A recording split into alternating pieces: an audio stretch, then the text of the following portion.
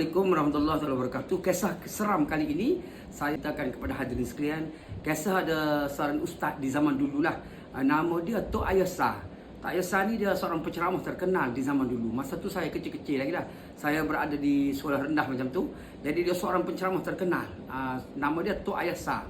Jadi Tok Ayasa ni dia naik motor kapcai, motor zaman dululah. Dia akan pergi ceramah pakai motor lama lah. Dari sekitar tahun 70-an, tahun 80-an macam tu. Jadi naik motor pergi pelan-pelan je, motor dia bawa pergi ceramah di surau tu, esok surau lain pula.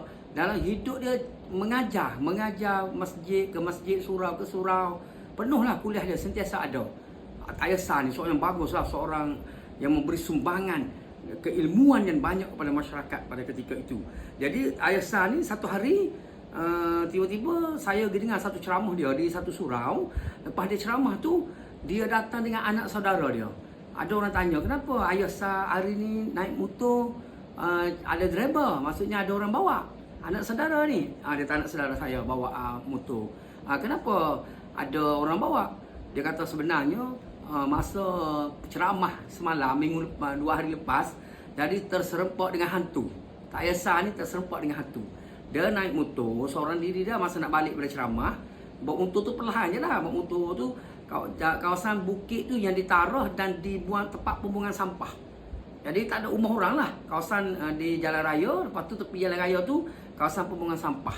Ada orang buang sampah, kadang-kadang ada juga orang temui mayat budak yang baru lahir dibuang.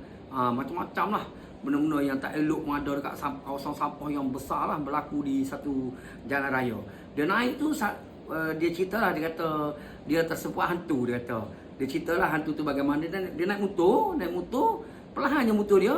Dia lalu di kawasan pembuangan sampah lah, di waktu malam lah, balik dia tu pukul 11 malam.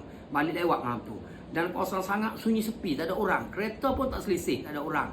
Lepas tu kawasan rumah tu ke depan 2 km, ke belakang 1 km, tak ada rumah orang. Dia pun naik motor perlahan je. Tiba-tiba ada seorang tu berjalan dengan membawa sesuatu barang. Di depan dia ada hujung sana ada orang sedang berjalan. Dia melihat daripada arah belakang orang tu. Orang tu sedang berjalan lah, membawa sesuatu barang. Dia pun biasa je lah, ada orang berjalan tepi jalan, tapi berjalan di kawasan pembuangan sampah di tepi jalan. Keadaan yang gelap lah, gelap dan ada sama-sama cerah-cerah nampak sikit-sikit lah. Malam ni malam, jadi ada cahaya-cahaya bulan nampak sikit-sikit muka orang tu. Dia pun naik motor perlahan je ni. Ayasa naik motor balik ceramah, naik motor tu. Sampai dekat orang tu, bukan motor dia perlahan, dia pun berpaling pada orang tu.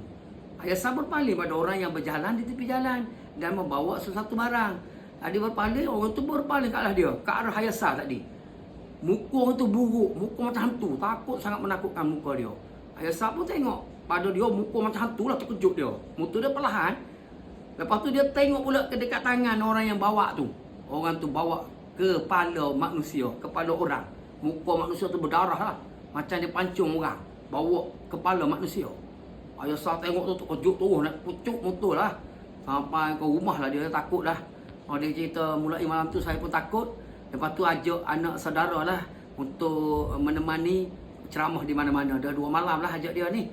Dia kata kena 2 malam yang lalu, dah 2 malam dah ajak anak saudara jadi driver lah, tapi tetap pergi ceramah surau ke surau. Walaupun beberapa kali kena usikan, bertemu dengan hantu, bertemu dengan pokok bergoyang dan sebagainya lah, berbagai-bagai usikan, tapi terus menerus menyampaikan ceramah dan kuliah, mengajar, membimbing manusia. Mudah-mudahan, dan dia telah meninggal dunia lah Ayasa ni. Jadi mudah-mudahan Ayasa menjadi contoh tauladan kepada kita semua. Walau keadaan bagaimanapun, beliau tidak pernah gentar dan takut kepada hantu, dan takut pada Allah Subhanahu Wa Taala. Tetap pergi ceramah, menyampaikan ilmu kepada masyarakat. Jadi semoga arwah Ayasa yang telah meninggal dunia disemadikan dan berada bersama dengan orang beriman bertakwa di sisi Allah Subhanahu Wa Taala. Sekian.